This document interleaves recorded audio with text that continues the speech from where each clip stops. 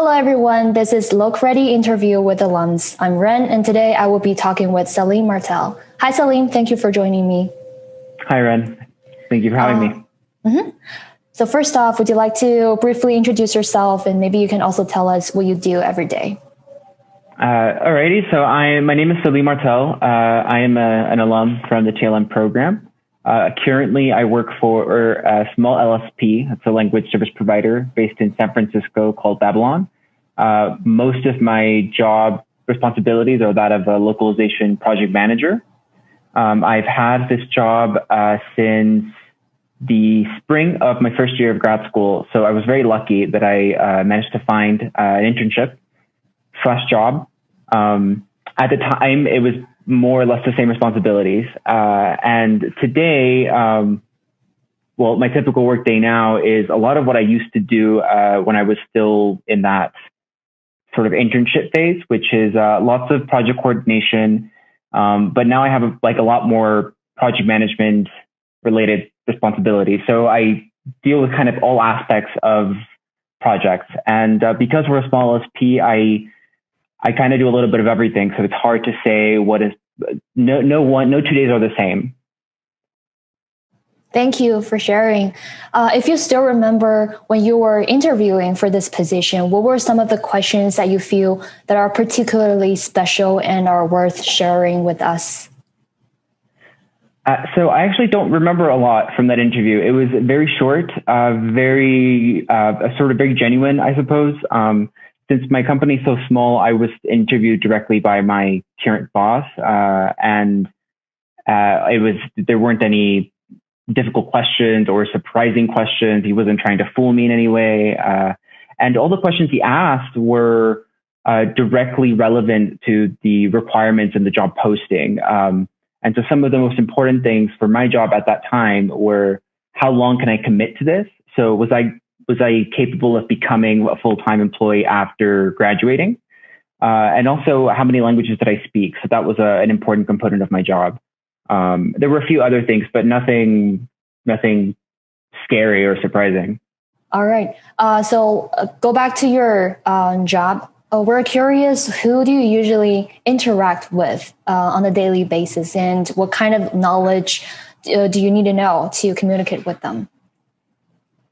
So naturally, there's lots of clients I interact with daily, as well as linguists. With clients and linguists that I already know very well, it's very easy to interact with them, which to say that I know how they work, I know what they need, I know what they don't understand.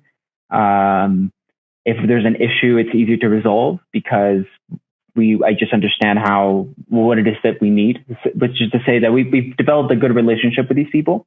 For clients and linguists and just anyone that I don't know that well, it can get a little tricky. For engineers, for example, it's always really important to just have a basic understanding of whatever file or program or app you're dealing with.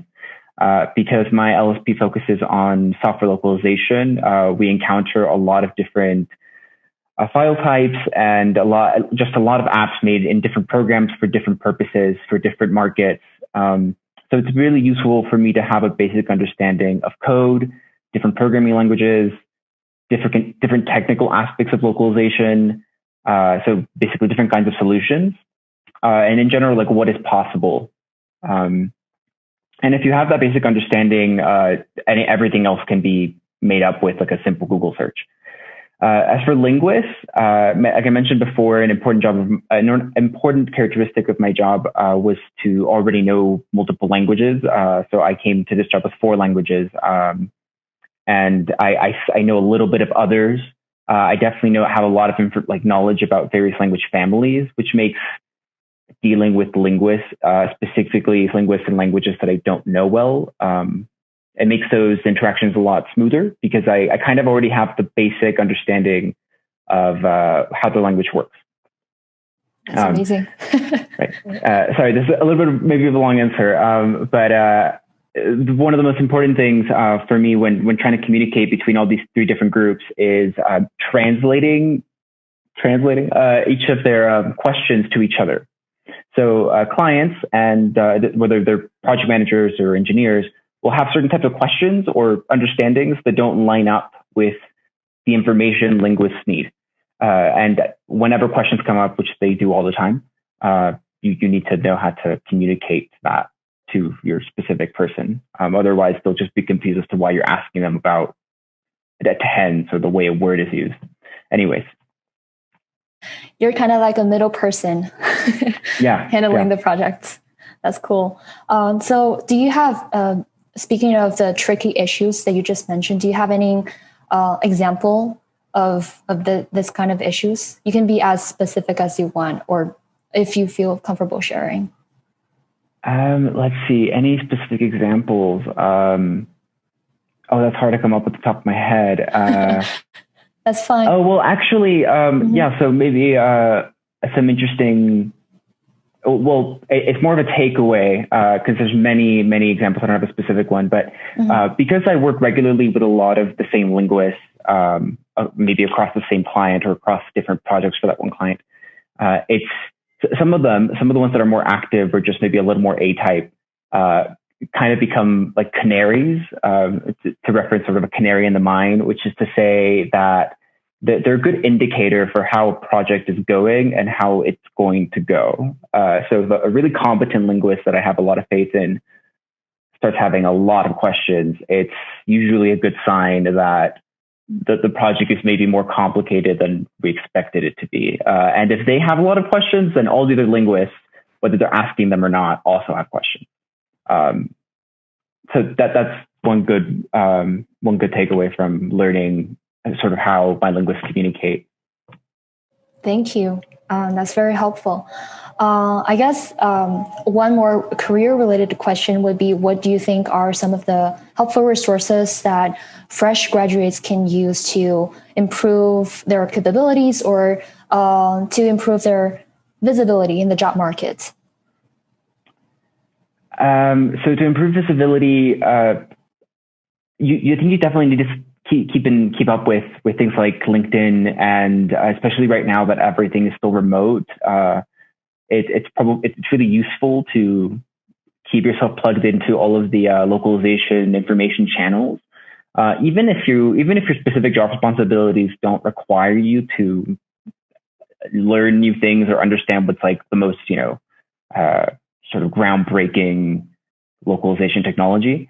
It's still useful to sort of keep thinking about those things, because eventually you'll come up with a new project, a new client will show up with sort of a unique issue, and a lot of the times you might be presented with an opportunity that will just require some initiative and creativity, but that itself might not be that hard. It's more about maintaining this thinking that there is a lot to do and there's a lot that can be done. You just have to kind of go and try to do things. I think when you're in grad school, especially at MIS, it's very easy to find that energy everywhere because everyone's doing so many things. But after you graduate, you might be in a very different environment. So I think that's one really important thing. Just basically keep your mind focused on, like, you work in this industry. There's like things happening and people doing things, and all of that is interesting. So just keep learning about things. Mm-hmm. Kind of like finding your own direction, sub-direction on this general field. Mm-hmm. Yeah. Thank you. That's great advice. And one last question to wrap up our interview. Is there anything that you wish you knew at the time when you were still in school, or anything that you would have done differently if you know what you know now? There's a few things. So there's one that there's no way I could have known before, but it would have been really nice to know what the possibilities are within the industry. Basically, what can I accomplish, or how far can I go on the client side, and what can I accomplish and how far can I go on the vendor side? Because that would have given me a better idea of what I was getting into. I still enjoyed that I came to the industry and I did the program and that I work in localization, but my expectations have definitely changed since before I started. It's just a lot of personal research you have to do and things that you have to figure out, like, what do you like? Along those lines, in terms of sort of looking towards the future, and the job search and where you might end up in the localization industry, 20 years down the line, assuming you're still in the industry. It's really like figuring out what do you like to do. Like if you're working in the industry, you probably like languages. Hopefully you like languages because that's like the focus of this, language and culture. But you also need to like something else. Whether you work on the vendor side or the client side doesn't really matter. The other sort of subspecialty I think is really important. So I really like technology, so I love working with software localization. But for people that are interested in other things or software localization isn't your thing, you need to find that niche. Maybe it's legal, maybe it's localizing medical documents, maybe it's patents, whatever it is. Finding that other pillar is really important to enjoying the work that you do within localization. Otherwise, I think it's very easy for this kind of work to become very office-like and just be completely dominated by email writing. Most of my job is email writing, and it's enjoyable, but it's just like this. It's the content of the email that's more important. Anyways.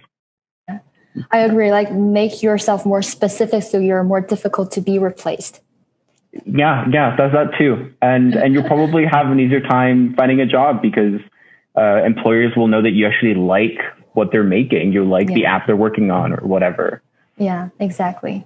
All right. That will be the end of our interview today. Thank you so much for what you've shared and hope you have a great day. You too. Bye. Bye.